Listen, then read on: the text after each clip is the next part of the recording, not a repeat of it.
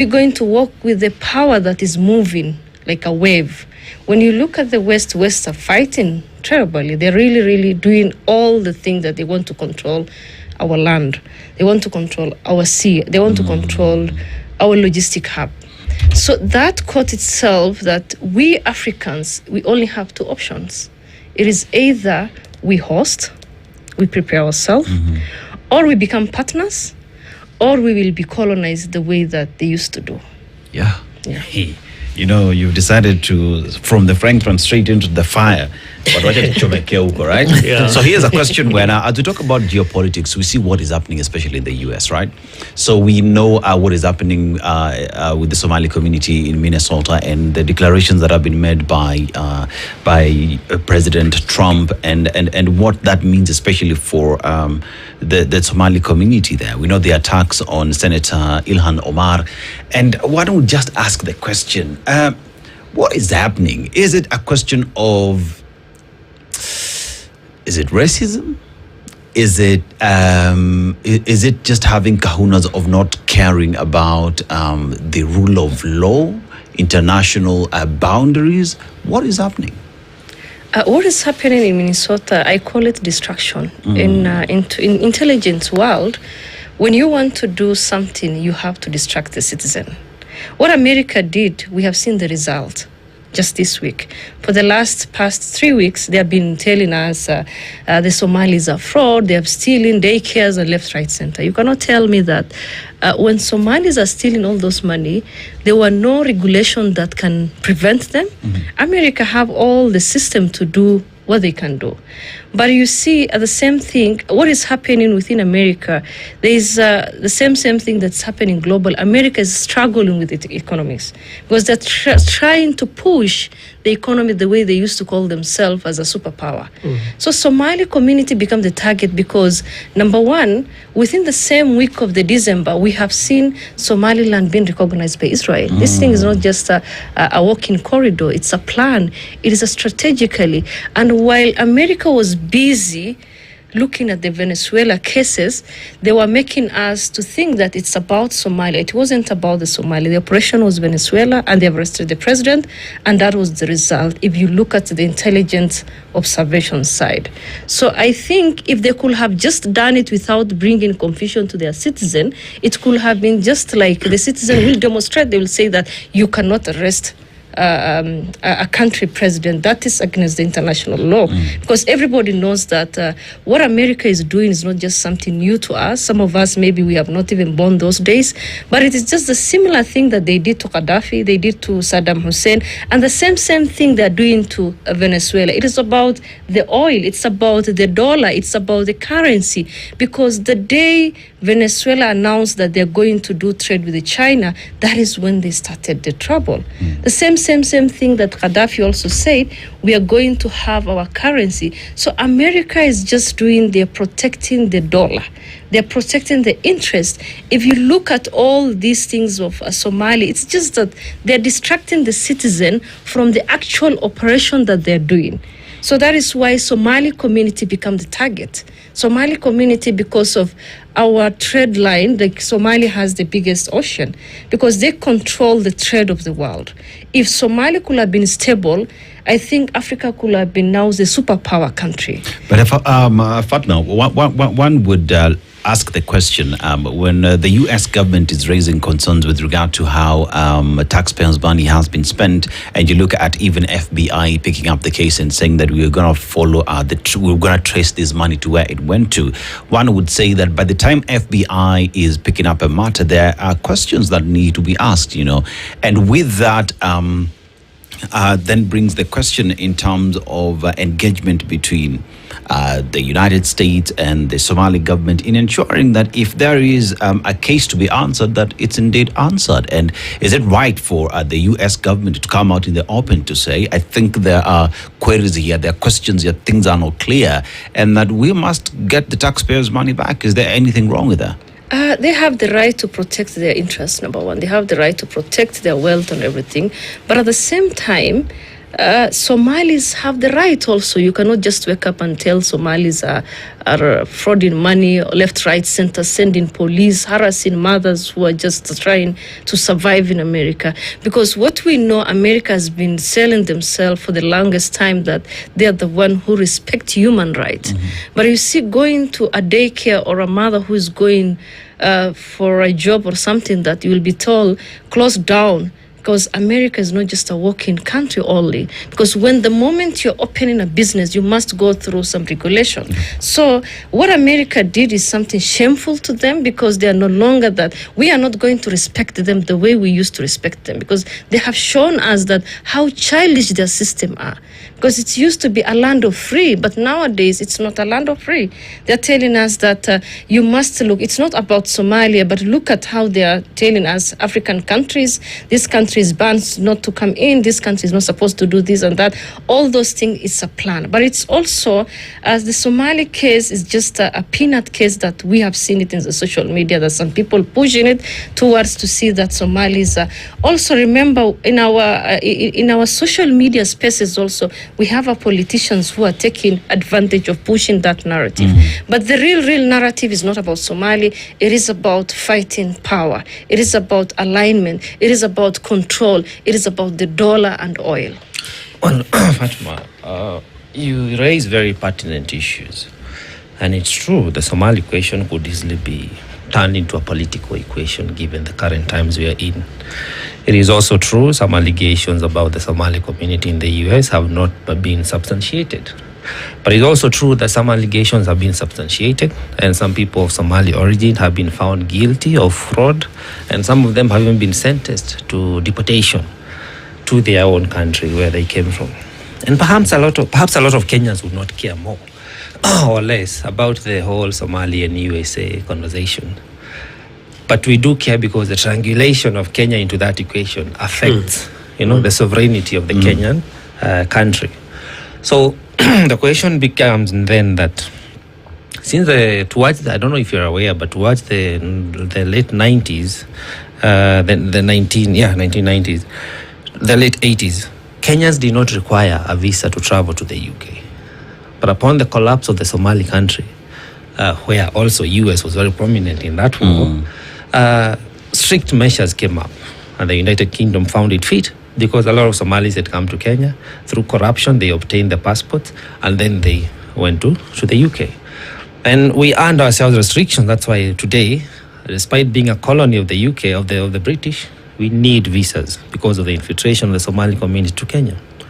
Today, Kenya stands in the gray in terms of visas to the American country, to the USA to be more specific, because they are flagging from the intelligence the infiltration again of the Somali community who are from Somalia, because you have Somalis who are Kenyans, and those are known. Those ones, they enjoy, like any other Kenyan, the freedom and the rights. But when you have infiltration through corruption, because remember, Kenya has been a host of a lot of refugees, from Somalia, from Sudan, and many other countries, and we haven't had an issue with that until the community, the Somali community, started now infiltrating into the system illegally, and now putting us into this international relation crisis that we are in. Is it fair to say that the collapse of the Somali country itself, since the 90s, is the one that is building this chaos that we are finding ourselves in as Kenya, as the USA, and many other countries? And therefore, it might be pointless to try and fault the USA, because every country bears a responsibility to defend their own citizens, to defend their tax that is paid by their own citizens. But it might be more important to focus on why has Somali failed to transform itself as a country and find some level of governance, because you remember Kenya even used to host meetings here to try and offer peace and reconciliation processes so we can have stability in the region. So the bigger, port and the Indian Ocean line you talk about can be more effective, have economic value to both the country and the continent. What would be the real conversation worth having here? Can we stabilize Somalia? And if we do, can Somalis then be repatriated or deported back and they build their own country? And people migrate according to the rules of each and every country. I think for the Somali destabilization, it's happened in 1990. Some countries like Rwanda also, they were been into genocide and all those things. Somali have not stabilize their country because of the terrorists that have been affected with them, and Somalia become international headquarters of all the kind of terrorism. It's not because of that the Somali itself failed to do it, but when you have enemy within enemy, it will take some times to solve the issue. Somalia now, at least they're now trying to stabilize the country, because they used to have this thing, they used to have hosting their member of parliament in Isli. We remember in 2004 when Kibaki said that you have to go back, and also the Usalama operation, those things came. It was Kenya has took a huge milestone to stabilize Somalia. Somalia is kind of a disabled community, because you cannot say someone who cannot walk to start walking. You have to look for a wheelchair. As the neighbor for Somalia, we need to help them to get the wheelchair they can walk with. That is why Somalia now has joined East African Community. That could be one of the ways that they might be also getting some stabilization. But it will take some time, because the community itself, they have been designed to believe in clanism. The clan division has really, really affected them, because when you go to Somalia, the community that lives there, they believe the clan flag more than the national flag. That is where the problem started. So it will take some times the Somali community, Somalia, to understand what it means being a national, what it means to have one country. Because right now, when you go to Somalia, we have something called Jubaland, we have Somaliland, we have Puntland. So everybody are trying to protect their clan. It is clan-based leadership. And then that has really affected the country to stabilize their peace.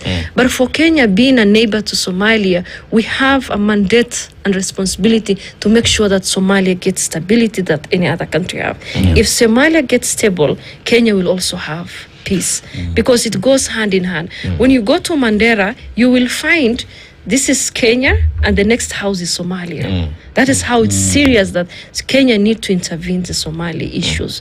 So if we are doing trade with them and we are neighbor, then eventually we will be affected also, whatever that's happening there. When you look at Mandera, for example, Mandera is a county that has really affected by the Somali instability, because even sometimes the teachers are being killed because Al-Shabaab are saying we are responsible and all those things. So whatever that is happening in Somalia will also affect us because of the neighboring houses in Mandera. Yeah, I hear you, Fatma. And that is good, because from a point of goodwill, we need to be our neighbor's keeper and make sure that stability, prospers in the region. But then, as you rightly put it, the clanism means there is almost no sense of nationalism to an extent. And also it takes away the aspect of the rule of law. So why people are bothered, in my opinion, and from what I've gathered, is that when we host people from Somalia here in Kenya, because they don't appreciate the nationalism that Kenyans hold dear to them, they are not very comfortable with the rule of law. You saw even incidences sometimes last year, some Somali youth, stepping on the Kenyan flag. Yes. And you saw how annoying that was to all Kenyans, because nationalism is something that Kenyans uphold in their own different ways. Would you then be perhaps from a position where you sit and the circles that you're interacting, what could be done for these Somalians who are now in Kenya to appreciate that when they go to other countries, not just Kenya, but to the USA, because the Minnesota issue is also talking about people going to foreign countries and not being able to live by the rules and the norms and the constitution of that country. And that's why they will be sent back. Either now, even from Kenya, they will be sent back. It's just a matter of time. But from the circles that you're in, is that message being put out that if you migrate to a country as a refugee, or if you have acquired documents, you must live within the rule of law of that particular nation? I think a Somali, if you tell them that you have to respect, if someone come through corruption, they will tell you that we can pay dollar, I can buy the ID or whatever. I don't blame them, because the host country has a responsibility to make sure that anybody who come through refugees, especially the issue of Somalia, the country should have been having something called nationalization programs, that maybe you will be enrolled 6 months to understand what it means to be a Kenyan, to be in Kenya, to understand the culture, what we think about it, because in Somalia, you will only find people believing in clan flag. That is why when they came here, they can step in our flag, and it has raised an issue.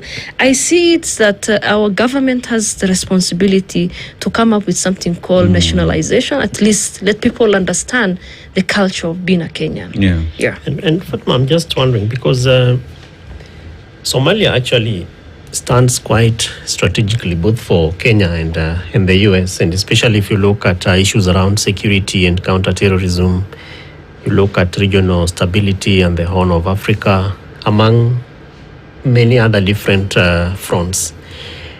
And from your introductory statements, you indicated that the intelligence gathered around some of the actions that are being taken right from Minnesota all the way to Venezuela, but this is intelligence that is being whipped depending on what actions that are supposed to be taken.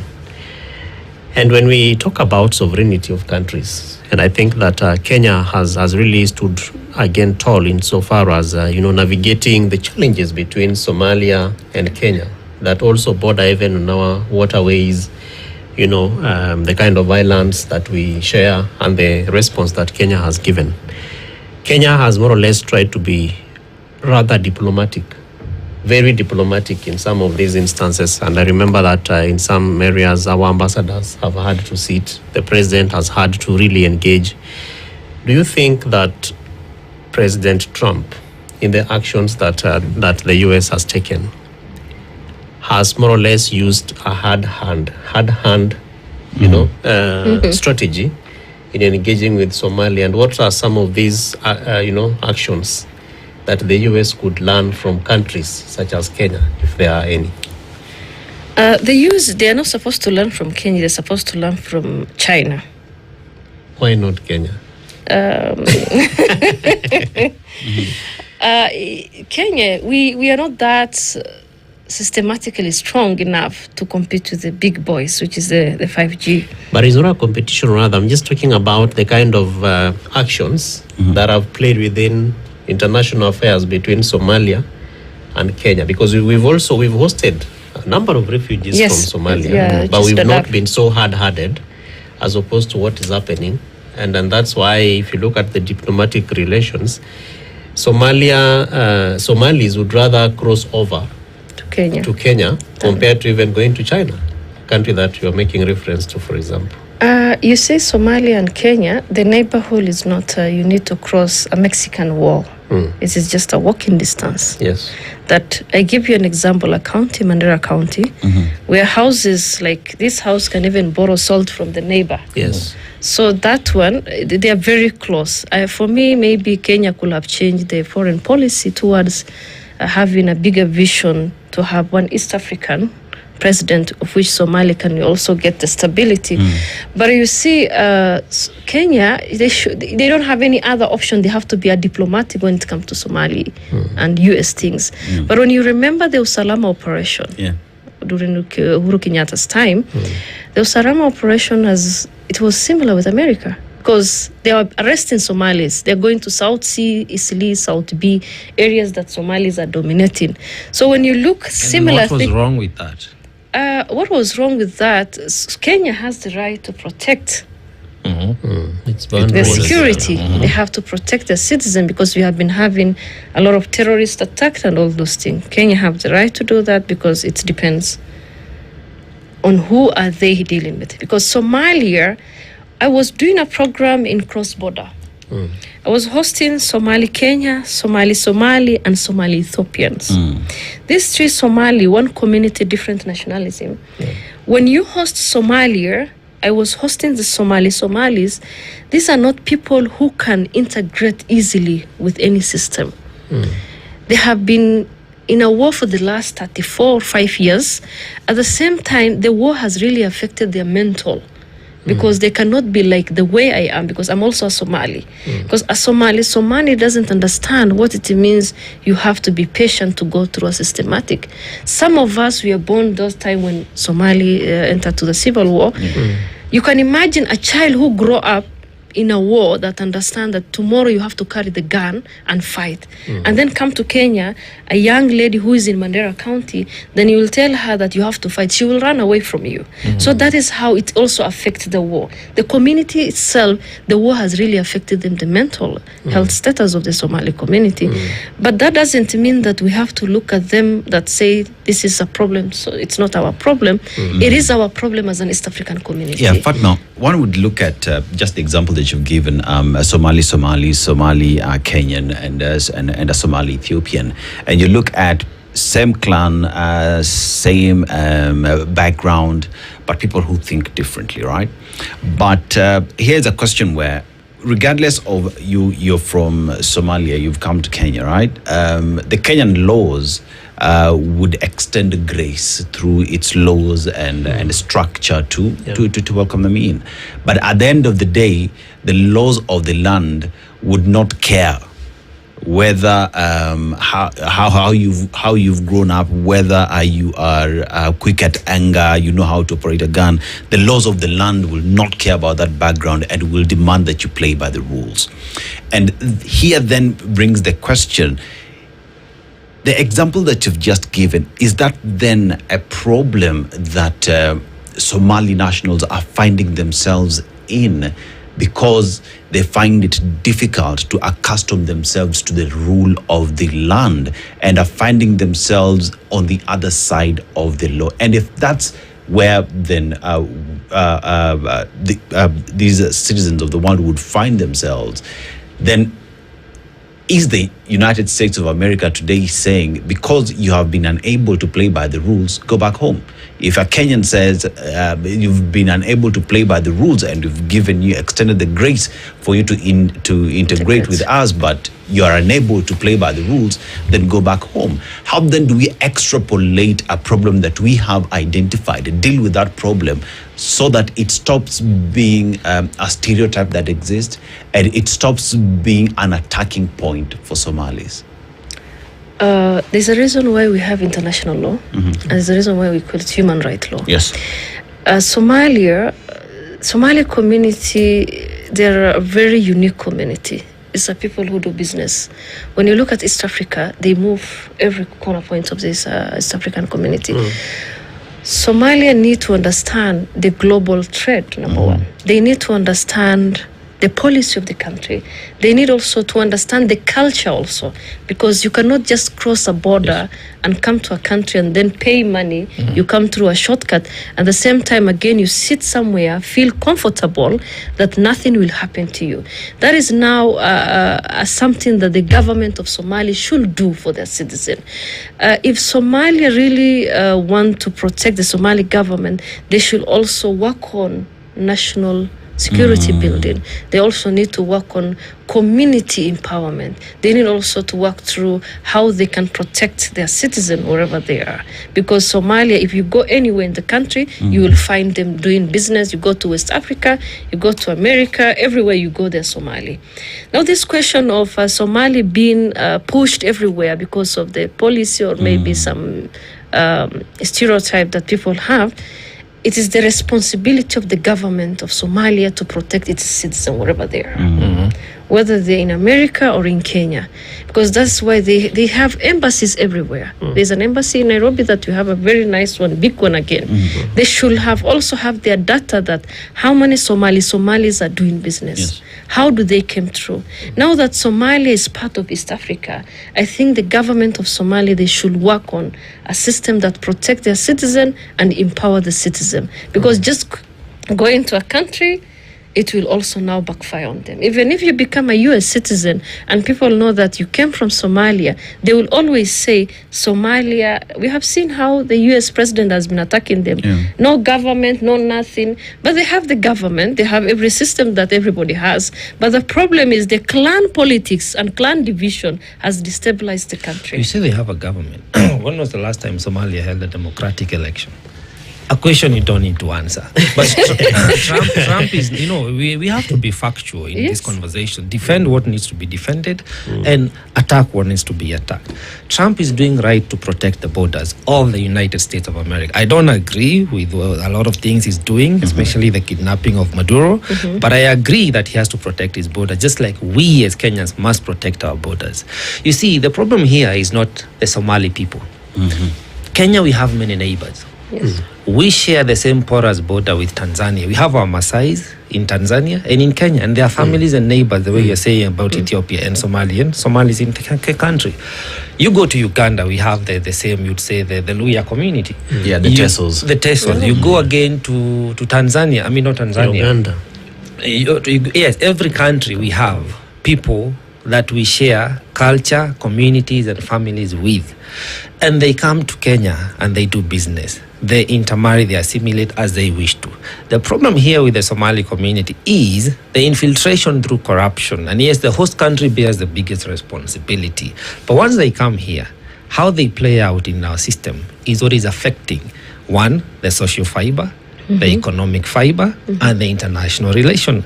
Because when we are being listed in the grey about issuance of visa of all Kenyans, because of our lapses in our immigration system in regard to the Somali community, that should be a concern for everybody. And again, also the Somalis must understand, having a Kenyan national ID today through corrupt means does not make you a Kenyan. At some point, you'll be deported. Or even a passport. Yes, even a passport. The same way you see people having citizenship in the US and the UK. And upon uncovering of any fraud, it is cancelled and you're deported. It is upon them to find a way of knowing how to live within the rule of law. In Kenya, we have something called a constitution. We all know that. And it is there to protect all of us, foreigners and the indigenous people. If they cannot do that, embrace the nationalism in Kenya, there is going to be a lot of problems. And it would be nice for us, the region, to be stable. So even as we try to defend and attack, we have to be factual. There is an existing problem. And the communities need to integrate in a manner that respects the human rights, are not only a reserve of the refugees, but also the hosting communities have rights to protect themselves. Yes. It's a conversation we must escalate and ask ourselves at the end of the day, Fatma. What can the Somali people learn from the experiences they've had so far? Because all countries have been at war. Kenya fought to be where it is, and so did other countries. Are they willing to rebuild their country through mutual respect and support from our neighbors? For me, I'm not a Somalia. I cannot speak for them. But you see, Somalia, they're trying to rebuild it slowly. By Somali joining East Africa, it's one step that we have seen. Somali now identifying themselves whether they belong to East or West is a step also. We see Somalia, maybe let's give them another 20 years to come. They might be also stable like us here in Kenya. But also we need the community to be sensitized that what is happening in US also is happening in Kenya in 2014, 2015 around there, which is the Usalama operation. How can we sensitize? Because as the Somali Kenyans, we have a huge responsibility to make sure that the Somali brothers who are working hard, building Isili and also Mandera or Wajir, Garissa, everywhere in this country, to understand the laws of the country. Corruption, as a Muslim community, we are not supposed to be a corrupt people. Because since we are born from a younger age, Quran has been telling us corruption is not something good. Haram. It's haram, it's haram. But it's ironically now we are the expert in corruption. Yes. Even when you look at internally, look at our counties, we are the most corrupt people. So I don't understand, are we that greedy to become a billionaire in one day? Maybe. Because when you're into business, you always look at the profit. So that profit, always chasing profit, can also affect your mental, or it can also make you that, no, if I pay 10,000, I get 20,000. So if you're a business person, you'll always look at 10,000 that you're getting on top. The profit. So being a Somali itself, we are born as a business people. You buy and sell. So buy and sell also now is affecting us. We don't know whether we are in our own country or we are in a neighboring country or we are in a foreign far country like Europe. That has really affected us. It's an internal discipline that we need to train ourselves. We need to restrain ourselves. We need to go back to the teaching of Quran and understand that if we do this, what Quran say, because we don't even need to be lectured on issue of international law, because we have Quran, and it's really, really guiding us toward how we can live with other people, especially neighboring country. Even if today my neighbor is a Christian, where I live, I have to respect. I must have boundaries. Then I think we are losing that part as a community. And it's something that our elders and also religious leaders are working on it. And soon maybe things we might change and we will see how we can integrate with other community. Yep. So for case of US and Kenya, it's a totally different. Kenya is an East African country, neighboring with Somali.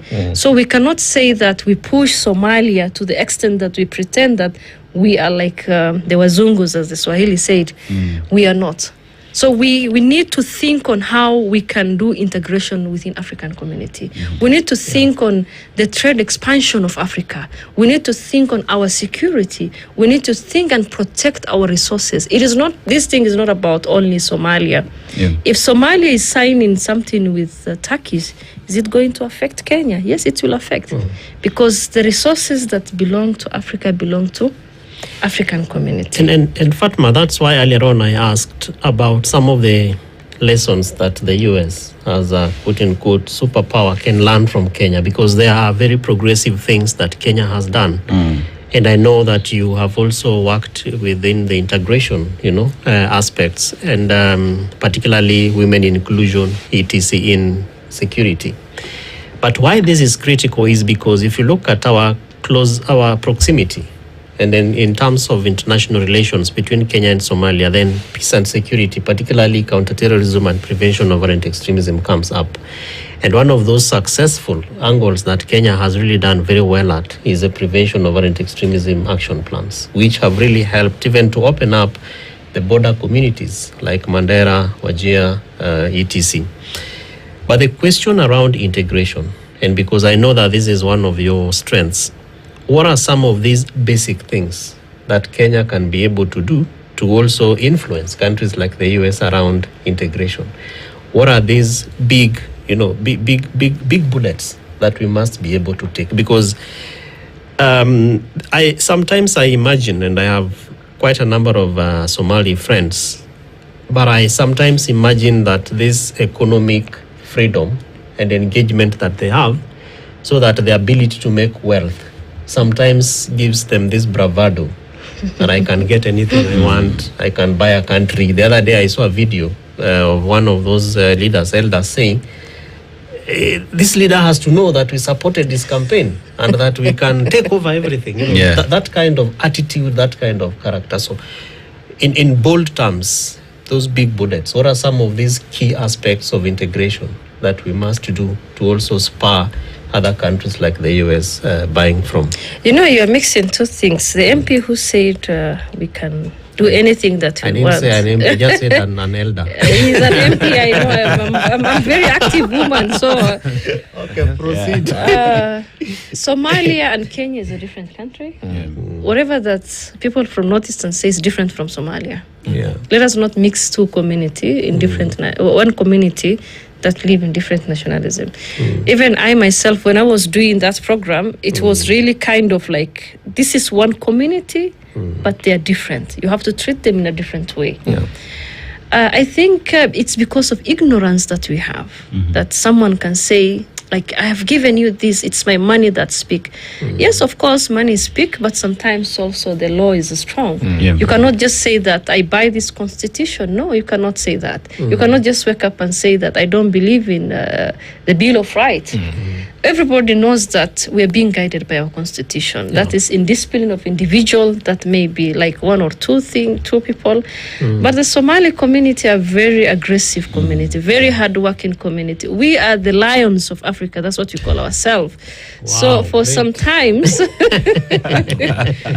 for sometimes, because of this destabilization of the Somalia, because of the Al-Shabaab, Al-Qaeda, and all those prolonging time, Somalia is now recovering slowly. We cannot push them to the wall that you have to recover today. Let them recover slowly. By them being part of East Africa, it was one step. By Somalia introducing Swahili in their own curriculum in Somalia, it is a step, because if a Somali came to Kenya, when you speak Swahili, she or he struggled to speak Swahili. So Somali is slowly now recovering processly, but it will take some time for them. And also communities like Kenya will not understand that. They will feel like these Somalis should go back to their country. Somalis are not going back anywhere. They're here to stay. They're here to build. This is Africa. Africa is one community. Let us discuss. Let our discussion become that. How can we protect our resources? How can we prepare ourselves? The illegal immigrants will go back to their country, whether they are Somalis or otherwise. It's not polite to say that they are not going anywhere. We have to rule. I mean, the rule of law. The constitution is of course, yes, you're right. So to say that they are not going anywhere is improper. Those who are here illegally, Somalis or other nationalities, have to go back home. But you see, the focus is Somali yes, today community. The focus is, so the Somali communities who are here illegally must go back to their country. How do they come to the country? Guys, so here's the thing. Firimbi. So I look at it, and that statement has been made enough times, like, when Somali utarudi Somali, Yes. And it's unfortunate that even as Kenyans, because I personally, I find it difficult to call a Somali or Somali Kenyan. I just call them Kenyans. You know what I mean? It's difficult for me to start differentiating all that, because I know a Somali citizen is from Somalia and a Kenyan is a Kenyan, regardless of their background. But here's a question where we now look at where we find ourselves today. You look at whether it is a Kenyan from the Somali origin who is in the US in Minnesota, right? Being attacked by President Trump, and that is a Kenyan. We would sit here and one would imagine that everyone in Minnesota just comes from Somalia. No. We have Kenyans who have immigrated and are rightfully in the US and are being attacked by statements that are being made. But let's come back home in terms of our integration as a region, our integration as countries, and how we're working together to stabilize our region, because if Somalia is peaceful, if the government is working in Somalia, it is better for Kenyans. Perhaps we will be lifted from that gray zone, gray area, and it would work for all of us. So in terms of us as a region, looking at what the US has done, say, to Venezuela, we know Maduro was picked up. What are the lessons that we are learning as Kenyans, we're learning as East Africa community, for us to prepare ourselves and say, this is how we'll protect ourselves from the big guy at the top who is saying it's either my way or the highway? Are we learning Are we learning our lessons based off how our citizens are being treated in foreign countries, and what are we doing to make it easier and better for our people to do business at home, and so that they are respected at home, so that if I want to go to Somalia today, I can drive all the way to Somalia and be assured that as a Somali citizen will take care of me, because they trust that when they come to Kenya, I will take care of them. Are we having those discussions? And if not, should we start having those discussions? I think it is the right time we need to have such discussion, because this issue of Somalia, it's not about Somalia. It is about East Africa. When Trump was attacking Somalia, he was attacking East Africa. Before Somalia joined East Africa, it was Somalia. But it's no longer Somalia. It's going to be an East African issue. If we cannot have the conversation now, then it will be very late for us later to join, when it was almost no turning point. The whole world now, they're talking about strategically. People are arranging themselves in terms of oil trade, control of the sea, logistic hub and all those things. When you look at Kenya, we call it as a gateway of all these African countries. East Africa, West Africa, we are the easiest to trade within them. As an East African community and in the Africa Union, it is the right time that we need to reorganize ourselves as a community and as an African community, number one. That are we planning or preparing ourselves to host? Because the whole world is saying that Africa is the future. Yes, we are the future. How prepared are we? Are we prepared to host, or are we going to be partner? Because we don't have the resources and the machinery, then we need to look for partnership. That people like China, what they're doing, building our road, they are coming to build for our road, and then America supporting us on the healthcare system and the military things, the UK and all those groups and the Israel. But if we are not going to be partner or going to be host, then we have to prepare ourselves to be recolonized again. Because this time round, it's not going to be a military war. It's going to be a diplomatic and trade power.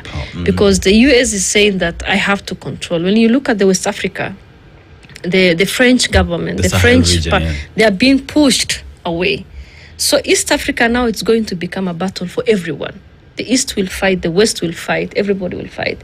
Then now the East African community, we have a mandate for ourselves to reorganize ourselves.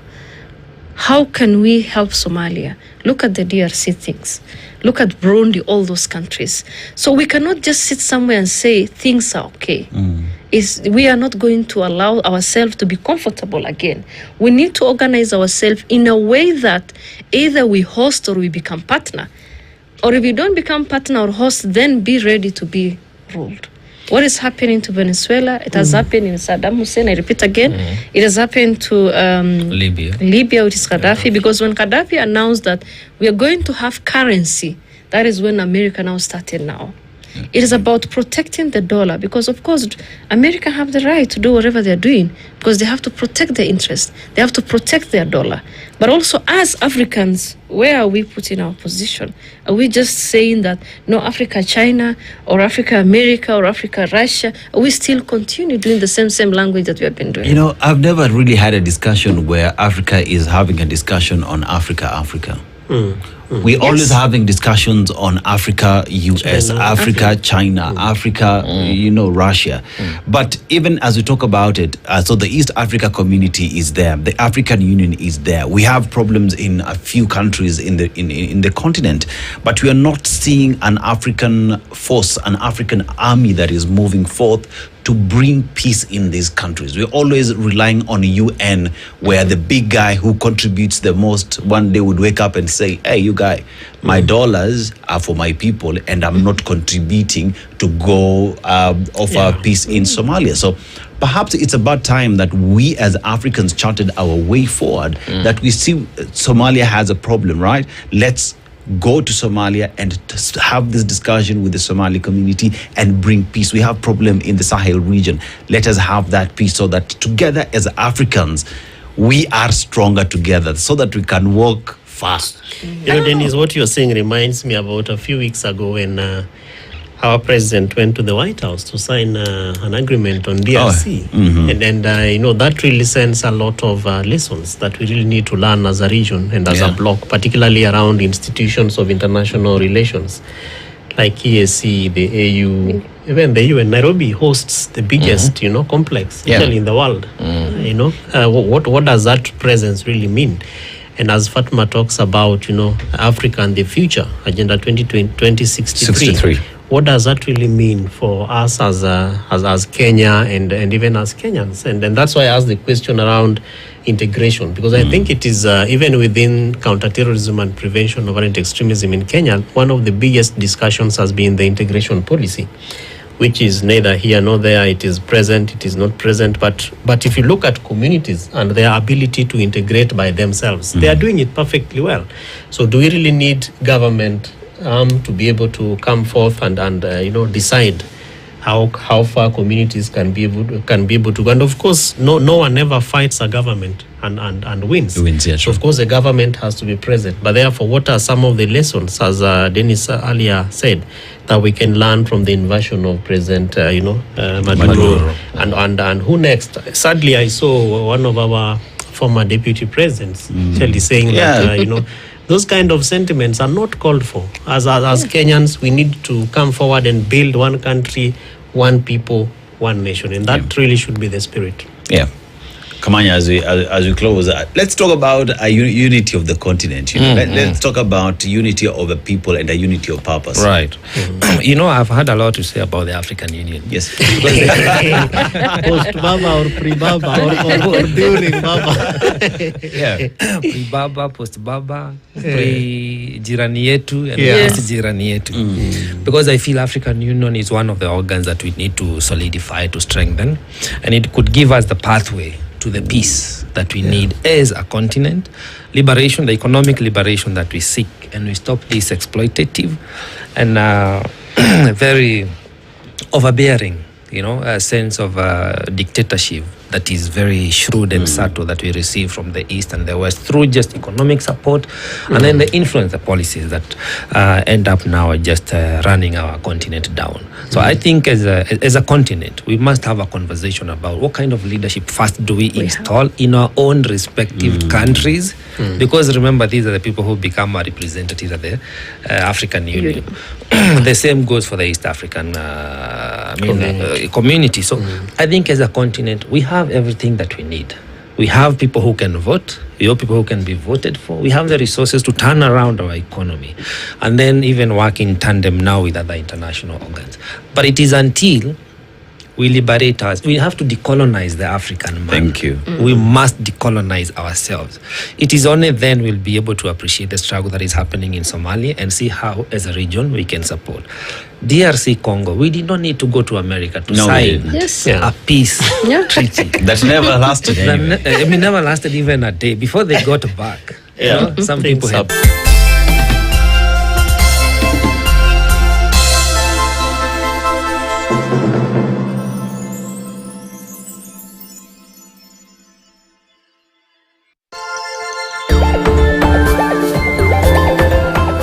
We are producing leather accessory products using leather that we source locally. So we produce things like belts, we produce shoes, we produce bags, we produce wallets, passport holders, anything that we can play around using leather to produce a product. We always are good to go to test it around, and at the end of the day we see what comes out of the initial thing, which was leather when we were beginning. You can be having an idea, but your idea is not what clients are looking for. You have to be able to look at everything that you're making, look at it from the point of what is the client saying. Once you are able to figure out what the clients want and you deliver what they want, then you'll be able to sell.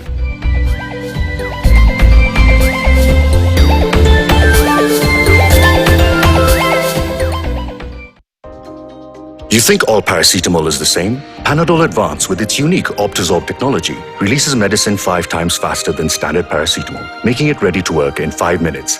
Try Panadol Advance for fast and effective relief from pain and fever.